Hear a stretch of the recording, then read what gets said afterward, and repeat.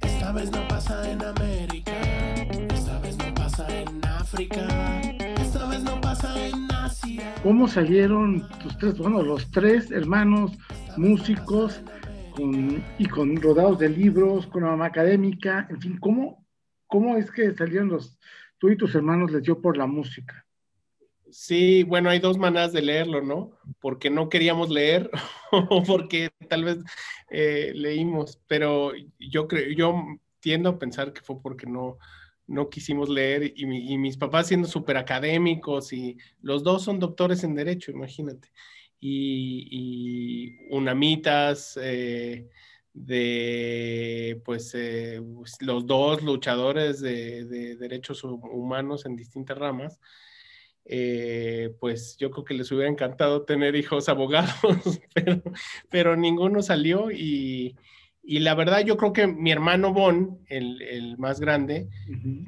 probablemente fue el que trajo la música a mi casa. Entonces, a través de sus discos en los 80s, pues se volvieron mis discos de niñez y en vez de estar oyendo a Burbujas, que también estuve oyendo, pues oía a los Smiths y a The Cure y a esas cosas. Yo creo que lo único que sí querían es que estudiáramos y creo que fue lo que menos hicimos, ¿no? Ninguno, bueno, mi hermano Bon estudió química y no acabó, mi hermano Marcelo estudió comunicación y acabó hace como un año. Y yo entré a letras hispánicas y fui 2 veces porque no circulaba el día que me tocaba ir y ya di por terminada mi educación. En tu trabajo, pues sí hay de repente algunas canciones a lo largo de los discos del IMSS que han tenido ciertas referencias literarias. Si algo me inculcaron fue leer y sí leí, sí me gustaba leer. De hecho, cuando entré a letras hispánicas, los libros que me pedían leer ya los había leído. Entonces, o sea, mucho de si no hubiera sido músico, pues tal vez sí hubieras dedicado a escribir. Y, y lo sigo haciendo mucho, ¿no? Pues muchos de mis discos son referencias. He tenido etapas de Julio Cortázar con un disco que se llama Soy Sauce, con Bolaño, con el disco político, y así como que depende de lo que esté leyendo, lo que termino escribiendo. Este último disco estaba bastante pensado en el vampiro de la colonia Roma, que tenía que ver un poco pues con una novela de barrio, ¿no? Las ciudades, al final, cuando le pones Distrito Federal, suena a todas las delegaciones y a todo lo que no conoces, ¿no? Yo conoceré una cienava parte del DF, si bien me va, pero sí creo que las ciudades son las 20, 30 cuadras en las que te mueves, ¿no? Y sobre todo la idea de las ciudades como lugares donde vas encontrando tu pequeño mundo. Y de eso habla el disco. O sea, al final el disco es un poco una crónica de la gentrificación, una crónica de una ciudad que pues, no es la ciudad de todo el mundo, es mi ciudad en los 10 puntos que quise contar.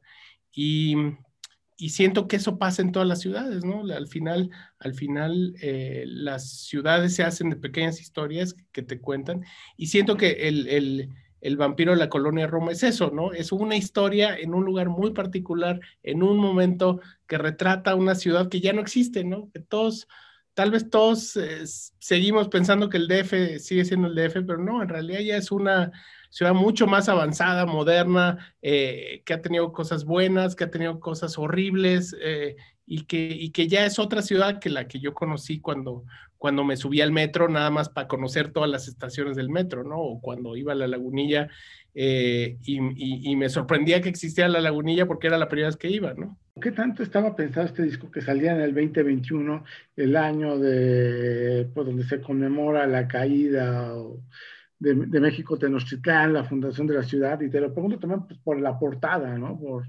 la carátula del disco, el arte. Pues estaba pensado para 2020.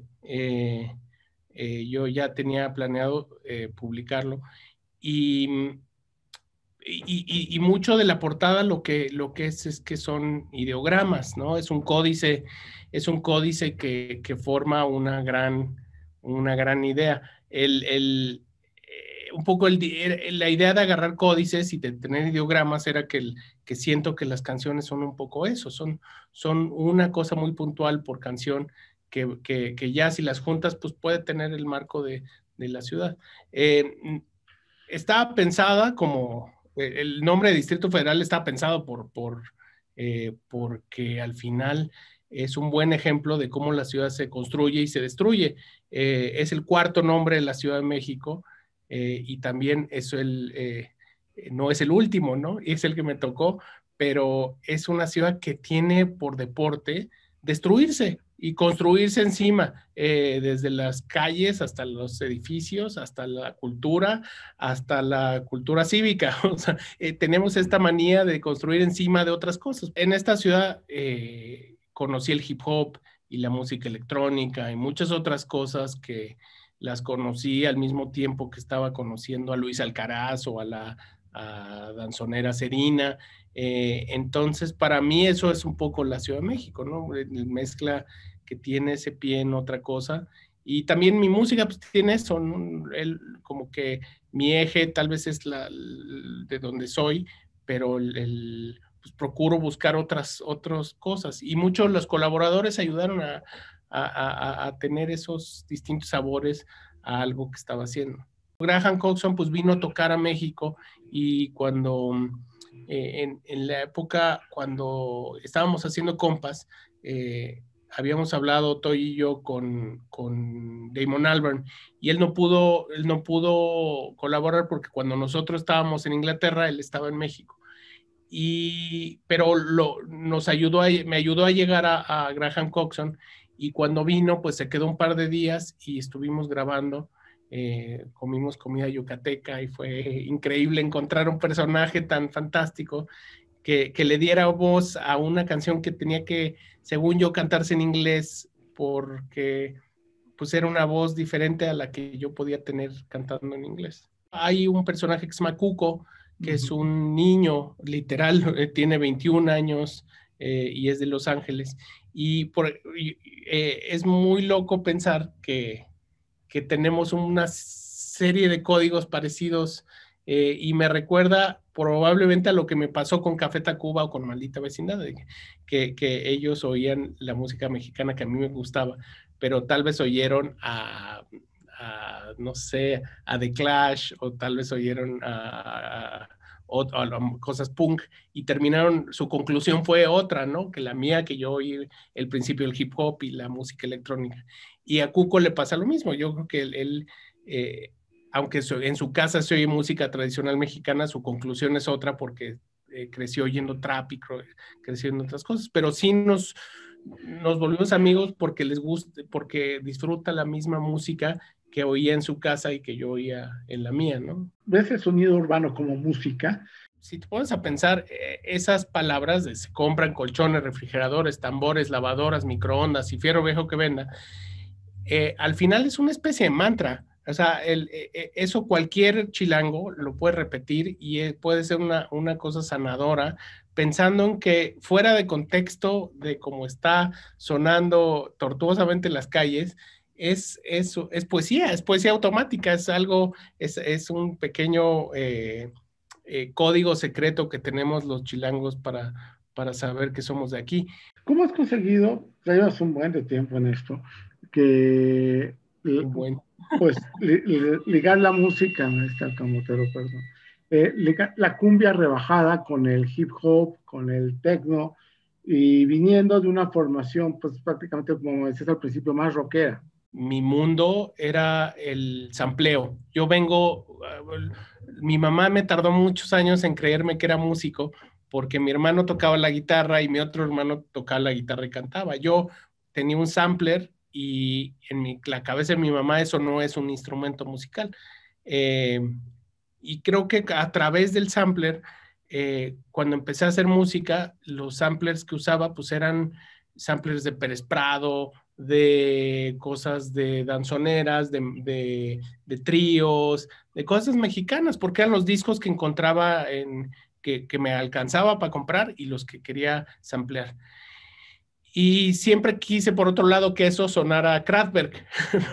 Y nunca me salió. Pero entonces yo creo que a través de samplear y del sonido de los samplers, pues encontré mi personalidad y en algún momento hice conexión de entender que así quería sonar y que no era, pues por más que tratara de hacer tecno de Berlín, pues iba a sonar a los Ochimilcas porque estaba más cercano mis samplers a eso. Y, y con los años pues fui entendiéndolo y fui creando mi sonido que pues, tenía como esta cosa nacional. En este mundo tan estandarizado y que todo está un poco sonando lo mismo, sí creo que la denominación de origen es una cosa importante. O sea, tener tu raíz te ayuda a entenderte y te ayuda a que suenes diferente al resto de las cosas que están y que es tan fácil caer en la estandarización por todo el flujo de información y de proyectos que hay pues esa es una forma de poder ser diferente. Viéndolo a la distancia y ya con muchos discos publicados y así, siento que todo medio gira un poco en el mismo, en mi identidad. O sea, siento que todo lo que he hecho, todos los discos y así sean canciones de Morrissey pensadas como lo de Morrissey o la música de películas que me ha tocado, todo tiene un sentido de locación. Para mí la posibilidad de pensar, de reimaginar pues la mexicanidad, o por lo menos mi mexicanidad a través de la música, esa es la exploración que he tenido toda mi vida, de entender de dónde soy, por qué las raíces de lo que hago y qué tan lejos lo puedo llevar. Si te encontraras a Dios, ¿le pedirías una gordita? ¿Y si te encontraras al Chamuco 2? Sí, esa es una referencia a la fábula de Robert Johnson, del guitarrista que se encuentra en la encrucijada, como de la película de Ray Cooder, y en un lado está el Dios y el otro el diablo, y uno tiene quesadillas y otro tiene gorditas. Entonces, tú escoges cualquiera de las dos. Pero tristemente te das cuenta que el camino se vuelve a juntar porque las gorditas y las quesadillas básicamente tienen los mismos ingredientes. Pero lo que es muy emocionante es pensar que un mexicano está hecho de carne, de agua y de maíz, esencialmente. Entonces, si tú aplastas a un mexicano, tal vez se vuelva o una gordita o una quesadilla, y ese es Dios, ¿no? Ahí está el final último del poder sobrehumano, ¿no? ¿Te ha cambiado en algo esta pandemia, Camilo? Muchísimo, muchísimo.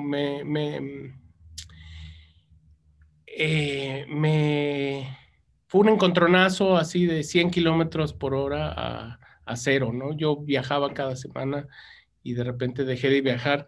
Y no solo eso, como que me entendí que el viaje era para adentro y encontré en mi estudio como la manera de poder seguir y ser menos ansioso. Y sobre todo el pensar como, pues, todo lo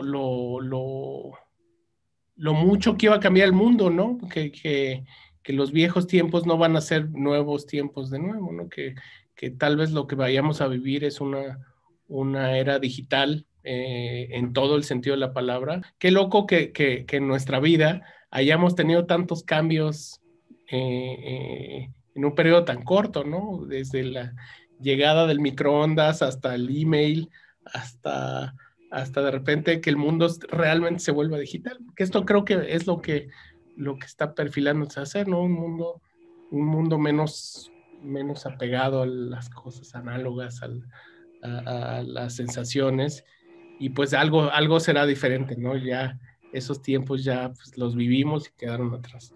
Me hubiera gustado hacer este disco en vivo. Y no sé cuándo vaya a haber shows. Supongo que estamos a un año o más y supongo que los shows también cambiarán y entenderemos las artes performáticas de otra forma y con otros estándares y con otro público. Es difícil imaginártelo, pero sí me imagino eso y es como que luego es lo que más ganas me da, ¿no? Pensar en estas cosas cuando ibas a un show y te caía el sudor y cuando estabas ahí y te gritaban y contestabas y pues ahí está la vida, ahí están en esos cachitos. Nadie esperaba 12 meses, 14 meses o 25 meses de esto. Es devastador el efecto esto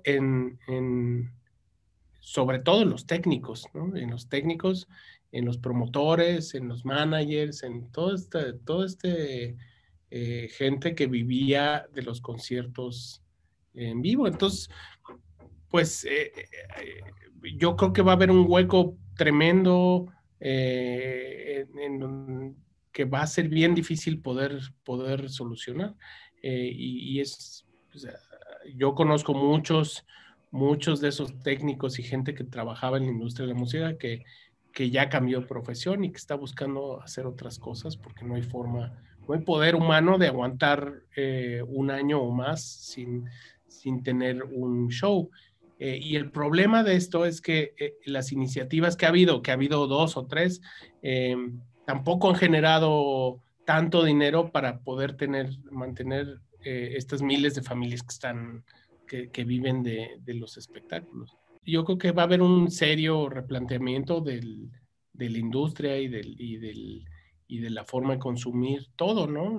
Bueno, la música es una, el teatro es otra, y la danza, y tendremos que encontrar una forma de hacer cosas seguras, con poco aforo, pero al mismo tiempo que logren salir los números. No está fácil, ¿no? Vienen tiempos súper interesantes para replantear las artes, la forma de la economía de las artes, ¿no?